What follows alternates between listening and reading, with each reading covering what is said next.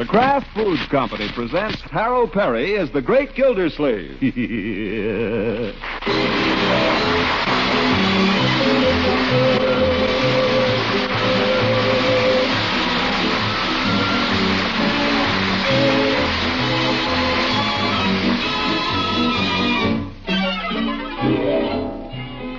Great Gildersleeve is brought to you by the Kraft Foods Company, makers of Parquet Margarine.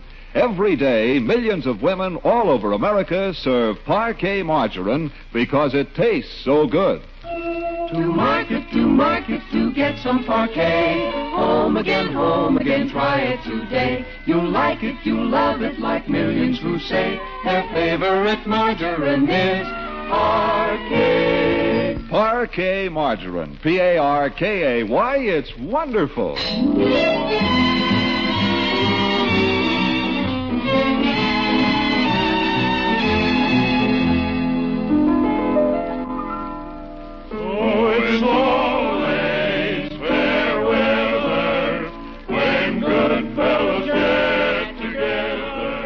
It's Saturday night, and for the first time in weeks, Gildersleeve has spent an evening in the company of his boon companions at the Jolly Boys Club up over Floyd Munson's barber shop.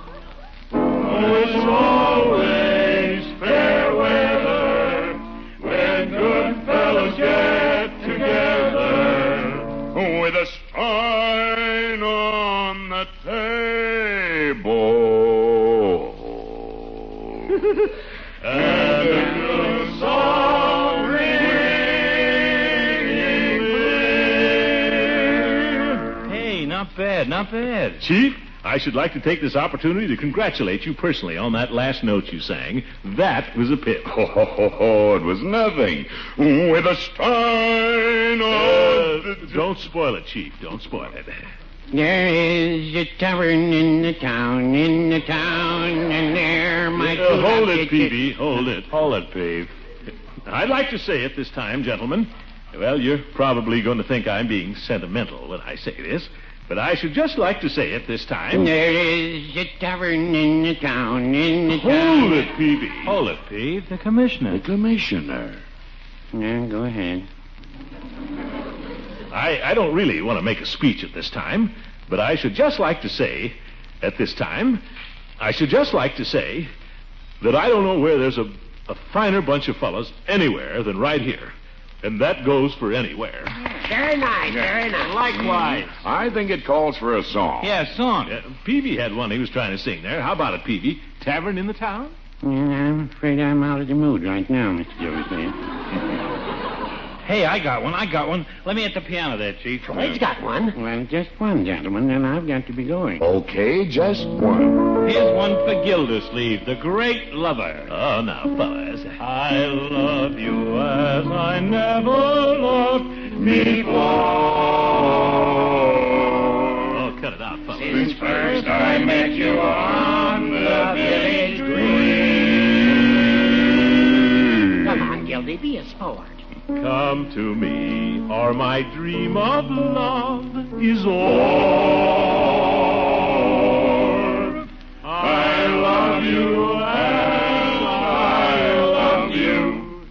When you were sweet. When you were sweet. When you were sweet. When you were sweet 16.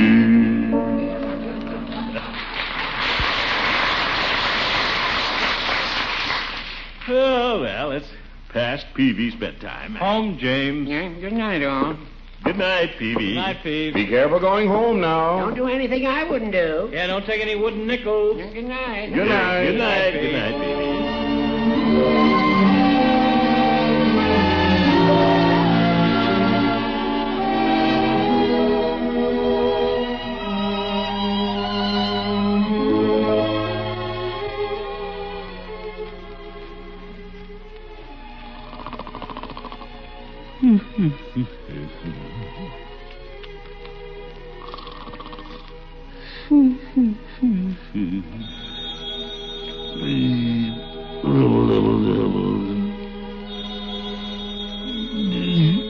Lorenzo. Answer that, somebody. What's that? What's that? Oh, telephone.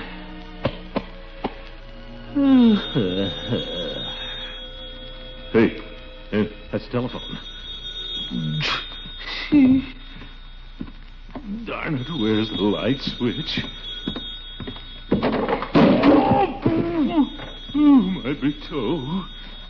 All right, can't you hear me coming? Heck with the light. Where's the stairs? Here. Where's the stairs? Gotta be careful now. Gotta be careful. It's me, Unc. Unky, what happened? I touched Leroy. Leroy, what are you doing up? Turn on the light, somebody. Just don't stand around. There, Unc. Turn it off. It's blinding me. Okay. No, turn it on. How can I see in the dark? You want me to break my neck? All right. Uncle Mort, the phone's ringing. You're telling me. Who the devil could be calling at this ungodly hour? If that's a wrong number, they can just take that phone out of here, that's all. They can just take it right out of here. Darn phone company call you up in the middle of the night and tell you it's the wrong number. Hello? Is this Summerfield 8126? Yes, this is Summerfield 8126. Is this Mr. Gildersleeve? Yes, this is Mr. Gildersleeve. Who is it, Unc? Who is it? How Will you shut up so I can find out? Pardon me, who's calling? This is Mrs. Peavy. Who is it, Leroy? Who's calling? Shut up, will you, so we can find Be out. quiet, all of you. How can I hear? How can he hear? Quiet! Quiet! You too! He said you too. Now, what was that name again? I didn't get it. It's Mrs. Peavy. Mrs. Peavy. Mrs. Peavy? It's Mrs. Peavy. Yes, Mrs. Peavy? I'm sorry to disturb you, but it's How can he hear? How can he hear? Pardon me.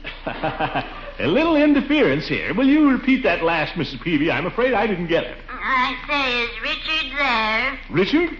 You mean Mr. Peavy? Why, no, he's not, Mrs. Peavy. I left him at the Jolly Boys Club. It must have been 3 hours ago. Or rather, he left us. Well, I don't know what to do. He hasn't come home. Hasn't come home? Mr. Peavy hasn't come home. He hasn't come home, Bertie. My land. Well, Mrs. Peavy, I just don't know what to do. Richard's always home by 11. Well, have you called the police? No, I haven't. I didn't know what to do. Richard's always home by 11. I don't know what to think. Mrs. Peavy, you know what I think? I think he's missing. Oh, dear. Richard's always home by 11. Now, don't you worry, Mrs. Peavy. You just leave everything to me. I'll call the police. This is a job for the Missing Persons Bureau. You mean the homicide squad? I mean the homicide squad. No, I don't. I mean the missing persons. Well, anyway, they're all the police. So don't you worry, Mrs. Peavy, and don't get excited. You just go back to your little bed and keep calm. We'll find your husband for you if we have to drag the reservoir.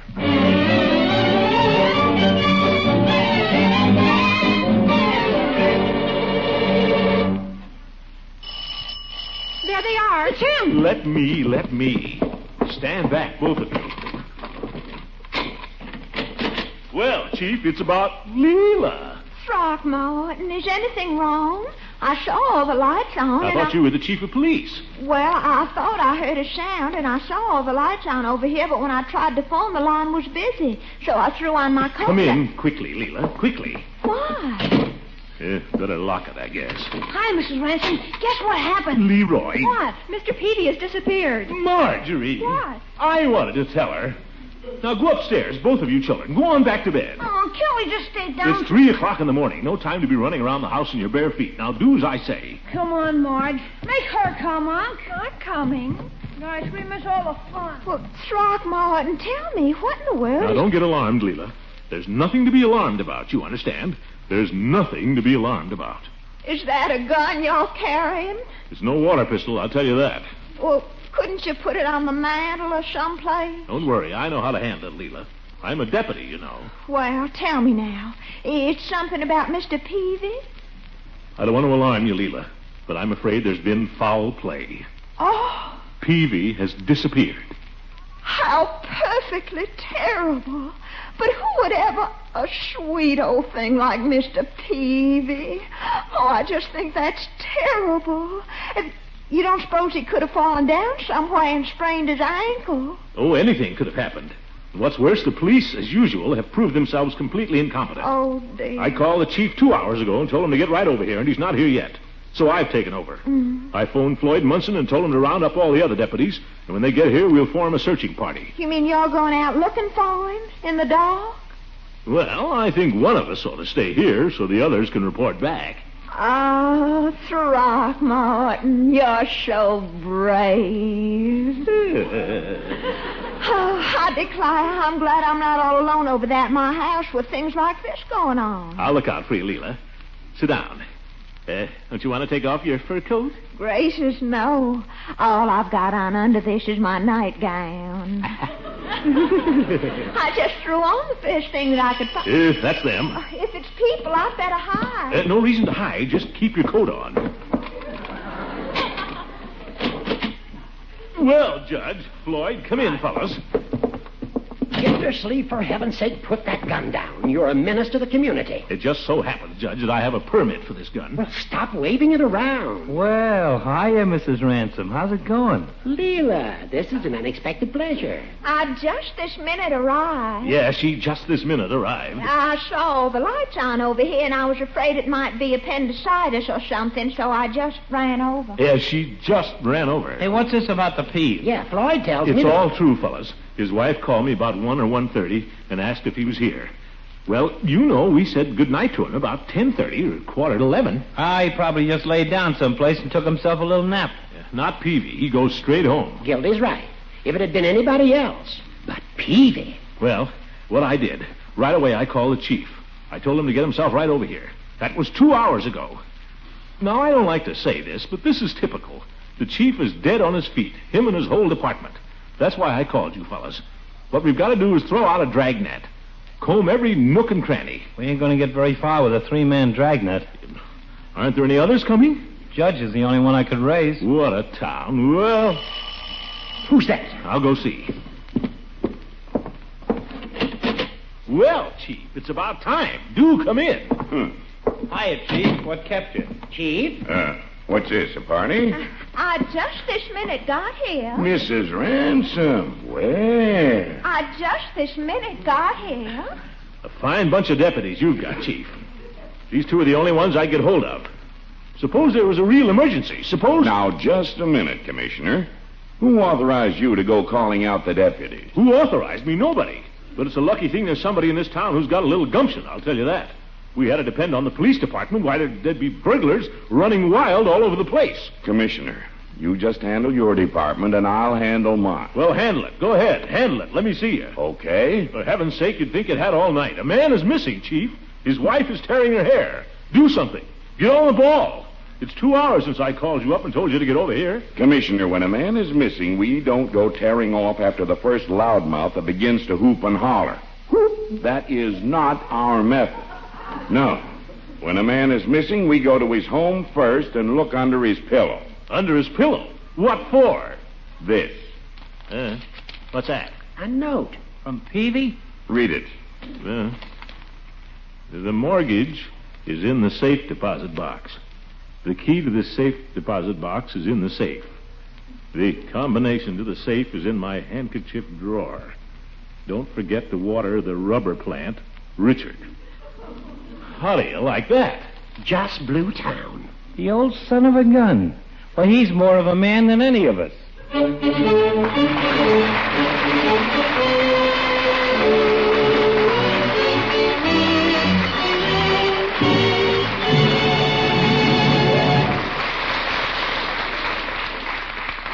More from the great Gildersleeve in just a moment. Right now, I'd like to say a few words about parquet margarine made by Kraft. The most delicious, the most tasty, the smoothest... Just a second, friend. May I interrupt? Well, As a regular listener, I should have something to say about these commercials. They should be factual, brief, and sensible. Now, go ahead. Well, I was about to say that parquet margarine is a delicious spread for bread, rolls, pancakes, and waffles. Yeah, now you're getting somewhere. Parquet margarine is made from top-quality ingredients. Now, wait. What do you mean by that? I mean that parquet is made from choice products of American farms, the finest farms in the world. Why, parquet is the most delicious, the most satisfying... Oh, now, hold it, son. Don't get carried away. You're talking to adults, so just stick to plain facts. How about this fact? Parquet margarine made by Kraft contains 15,000 units of vitamin A per pound all year round. Yeah, that's worth knowing. And to sum it all up, every day, millions of women all over America serve Parquet margarine because it tastes so good. Check. To market, to get some parquet. Home again, try it today. You'll like it, you'll love it, like millions who say their favorite margarine is Parquet. Parquet margarine. Parkay. It's wonderful.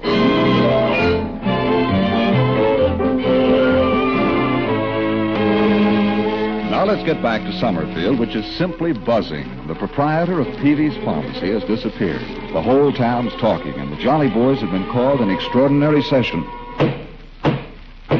All right, gentlemen, let's come to order, shall we? Yeah, let's get going. How I miss you, dear old pal of mine. Lloyd, shut up. What's the matter? You wouldn't want everybody singing if you were gone. Gosh, I didn't mean anything by it. Just got to thinking about the Peeve, and I thought of the song. I miss old Peeve. It's simply a question of good taste, Floyd. I keep asking myself, why did he do it?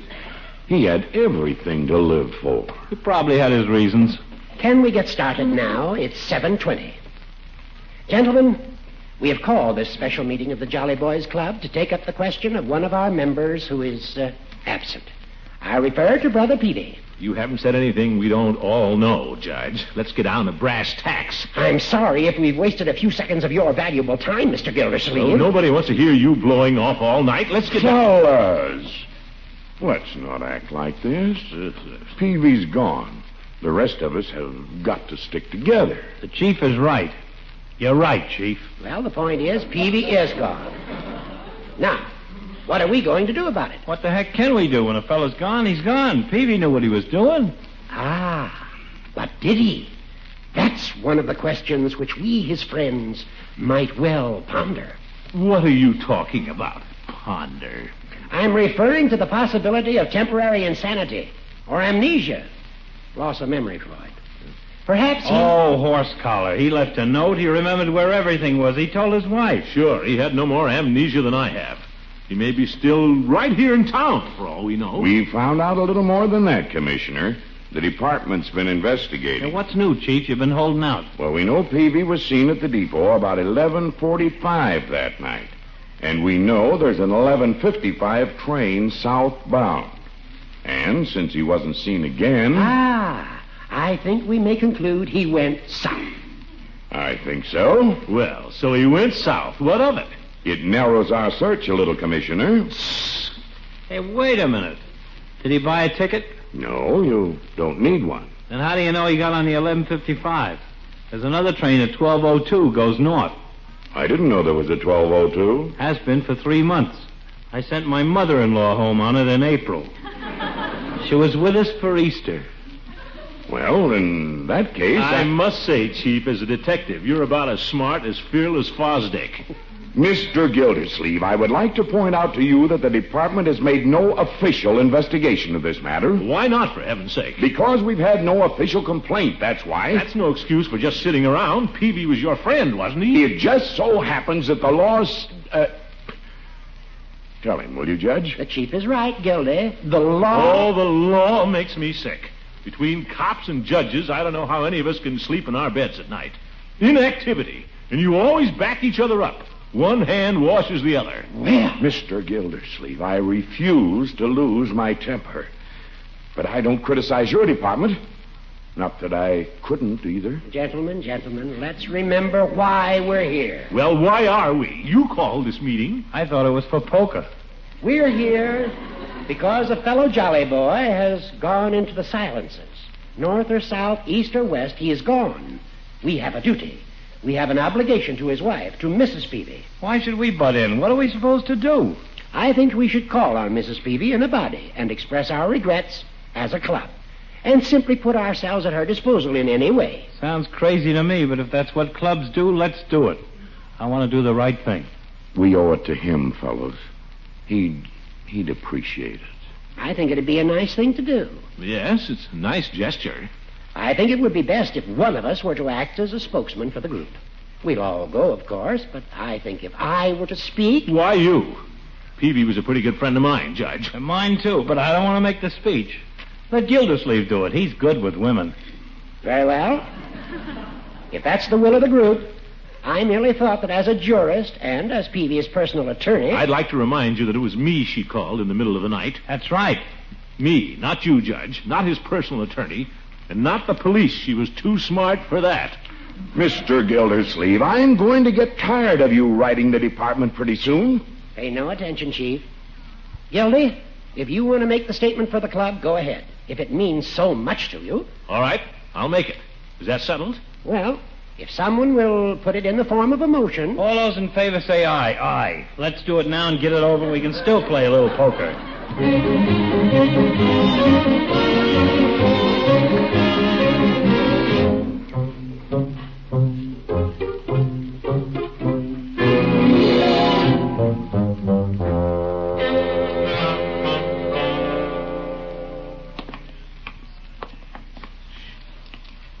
Ain't that funny?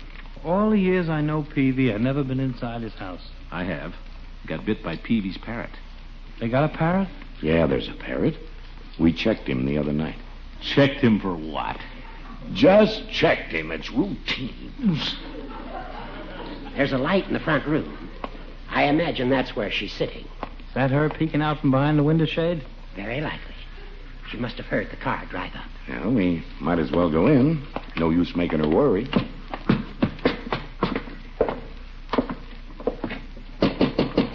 I want to warn you, fellas, she's in a rather nervous state. So, we'll have to be just as tactful as possible. Just leave that to me, Judge.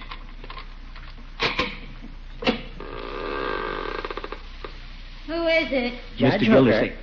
I'll do the talking, Judge. It's a few friends of Mr. Peavy's, Mrs. Peavy. Mr. Gildersleeve, Judge Hooker, Chief Gates, and we wondered if... Hey, how about me? Huh? Oh, yes, and Mr. Munson. We just wanted to see you a minute. Yeah. Now, come in.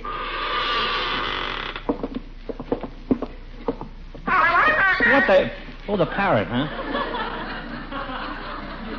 Good evening, Mrs. Peavy. Any news, Judge? No news, I'm sorry to say. You've heard nothing yourself? Not a word. I can't understand it. Well, say now, that bird's clever. He said, "What's all the commotion?" Mrs. Peavy, you know Mr. Gildersleeve, I believe. Yes, I know him. And Chief Gates. Oh, yes. I had the pleasure the other night. That is, it wasn't exactly a pleasure under the circumstances, but we've met. Do you know Mr. Munson?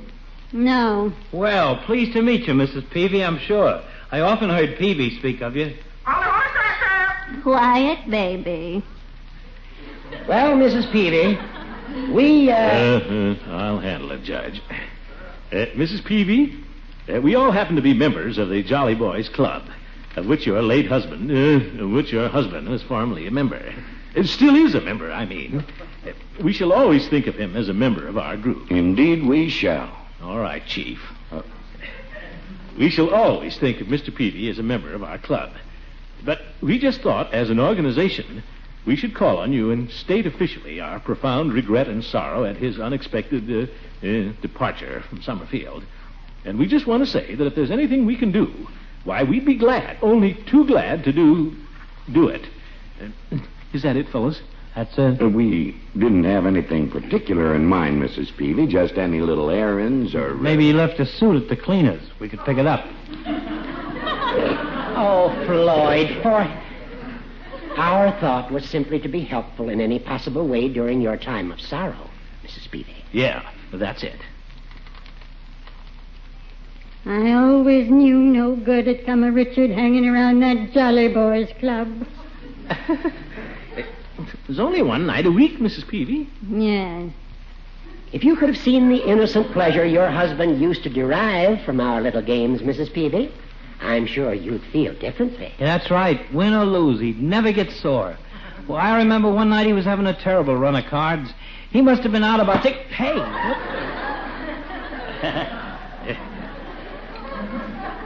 Mr. Munson is right. Mr. Peavy never lost his temper or gloated. Never swore or used profane language. You should be proud of him. Well, he's gone now. We realize that, Mrs. Peavy, and that's why I always knew no good had come out of that club. Put ideas into Richard's head. Oh, now, Mrs. Peavy, we never. Hush, baby. Fellas, I think we'd better go. Mrs. Peavy's been under quite a strain, and it probably tires her to stand around gassing with strangers. We just wanted to tell you that if there's anything we can do... There isn't anything. Oh. Well, we just... good night, Mrs. Peavy. Good night. Good night, Mrs. Peavy. Good night.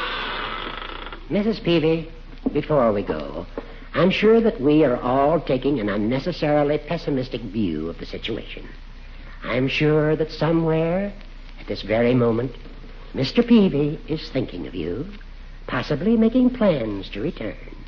After all, to him, you are the center of the universe, a lodestar, irresistibly drawing him home. Oh, no, I wouldn't say that. That bird knows something.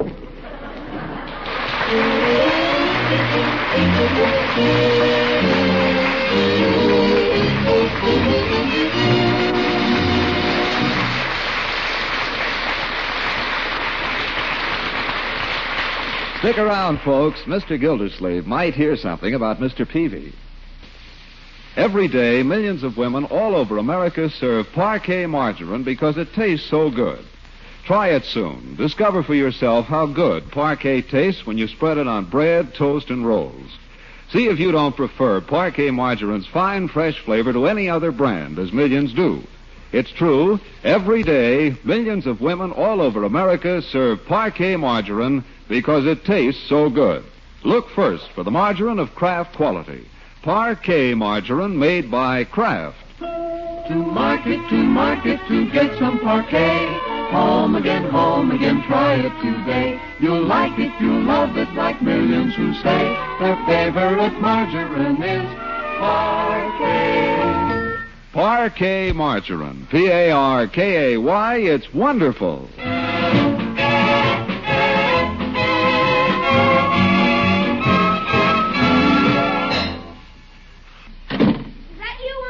Yes, it's me. Hey, look, you got a special delivery postcard from Mr. Peavy. Peavy? Well, sure enough. Dear friend Gildersleeve, sorry to trouble you, but would you mind forwarding my light overcoat? Thanking you in advance, R. Peavy. P.S. You may tell Mrs. Peavy for me that when the parrot goes back to sleeping in his own room, she can reach me at General Delivery, Old Point Comfort, Virginia. Good old Peavy. Good night, folks.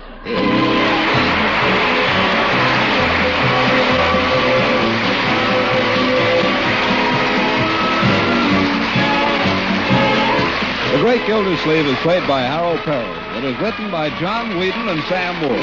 This is John Lang saying goodnight for the Kraft Foods Company, makers of the famous line of Kraft quality food products.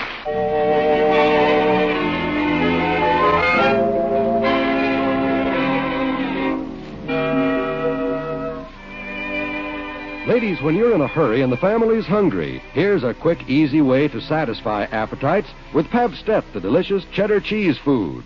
Children love Pabst-ett's mellow cheddar flavor on crackers or toasted sandwiches. And for main dish treats, you can have a smooth golden Pabst-ett cheese sauce ready in a jiffy for perking up the flavor of macaroni, egg, and hot vegetable dishes. Get both delicious varieties, golden cheddar and pimento Pabst-ett, for a variety of menu uses. Ask for Pabst-ETT, Pabst-ett cheese food.